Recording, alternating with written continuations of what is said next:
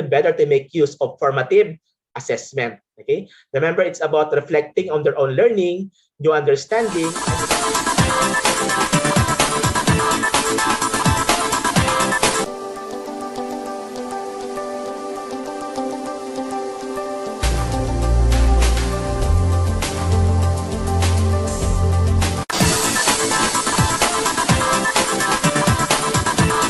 acquired skills. Okay, and there should be evidence of changes already in the understanding, beliefs, or skills. Okay, of course, we can actually measure this, no, using some formative assessment strategies, and that's actually correct. However, the best answer is still summative assessment, because what we want is to be able to measure the students' learning based on preset criteria, and these criteria are in terms of their understanding, beliefs, and skills. So in this case, the best answer is option B, summative assessment. Okay, the last item for competency number 1, which of the following statements about formative assessment is true? Option A, its results are not recorded because they only intend to provide feedback to teachers for their reflection.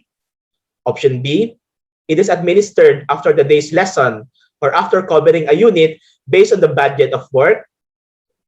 Option C, it intends to continuously monitor students' learning progress before, during, and after instruction. And last option, option D, it is used to measure the extent to which the learners have met a given set of learning standards. So this is somehow related to item number 3. No, item number 3 is also about formative and summative assessment. For item 4 specifically, it's asking us about formative assessment. Okay, and of course, it's possible that all 4 options here are true, but we are looking also for the best answer, no?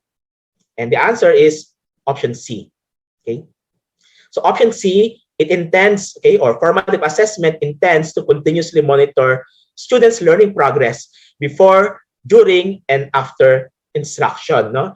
Because as we need to remember, formative assessment is something, no, that can be done, no, in several points, no, several times in the teaching learning process, no, and the goal really is to be able to have data about our students' abilities and competencies, so that we are able to monitor their progress as we move along the teaching learning process. Okay, letter A is of course, formative assessment should actually be recorded, no.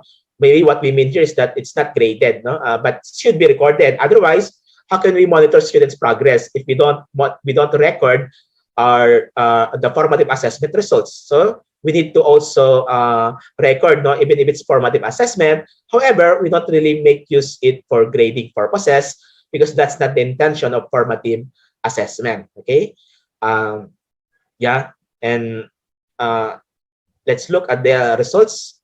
Okay, very good. Not that good, but at least half of those who answered this item actually got the answer, the correct answer, no, 50%. Okay, so this is good. Okay, so somehow we can see that many teachers, no, maybe not the majority, no, but many teachers actually are able to define and or characterize formative assessment. Okay, so the disparity is actually large, no, because the next best most often, okay, or most often response is actually on option A, no. Its results are not recorded because they only intend to provide feedback to teachers for their reflection. So as I mentioned, this is not actually completely correct statement, because formative assessment, no, should be recorded. Otherwise, we cannot do monitoring. Okay, and of course, we provide feedback, no.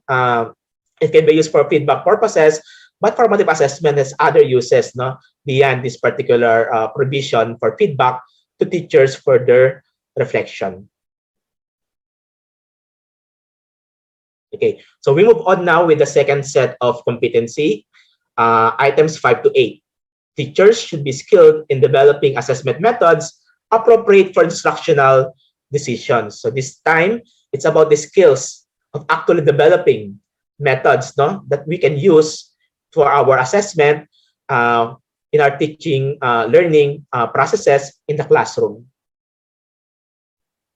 So item number 5, a junior high school teacher is developing a diagnostic test to determine the writing skills of her incoming grade 9 students. So hence, it's diagnostic. Which of the following test formats is the most appropriate to use and why? So we have 4 options, and each option actually provides a different assessment strategy or format.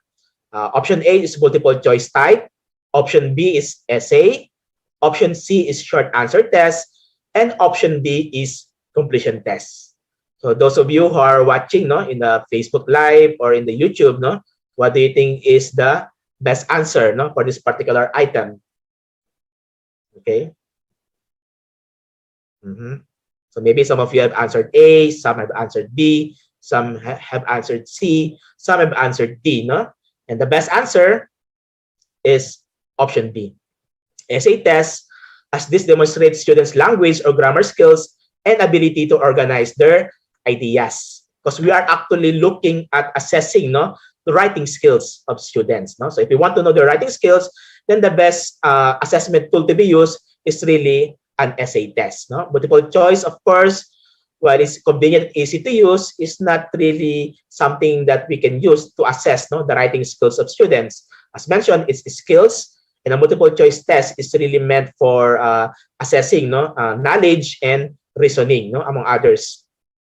Short answer test, yes, it will be able to tell us some aspects of the writing ability of the students because they'll be required to actually write some text.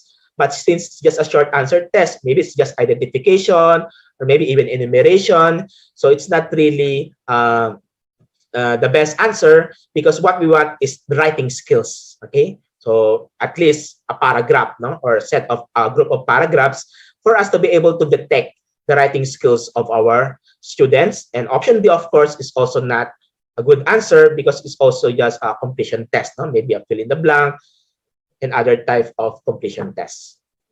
So let's see if our teachers who took the test or the inventory actually were able to get it correctly. Okay, again, not that high, but 71% is a lot of improvement compared to the previous items. So this is a good result. More than 9,000 of our 13,000, over 13,000 teachers who took the literacy inventory actually got the correct answer on option B.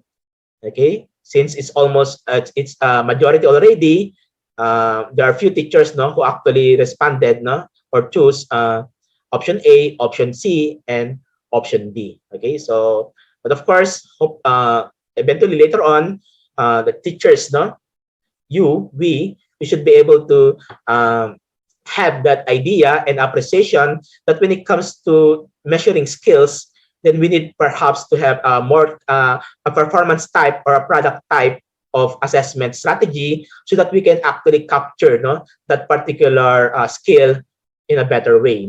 At the very least, it should be performance type of assessment, just like that of an essay test, where students will actually perform by writing an essay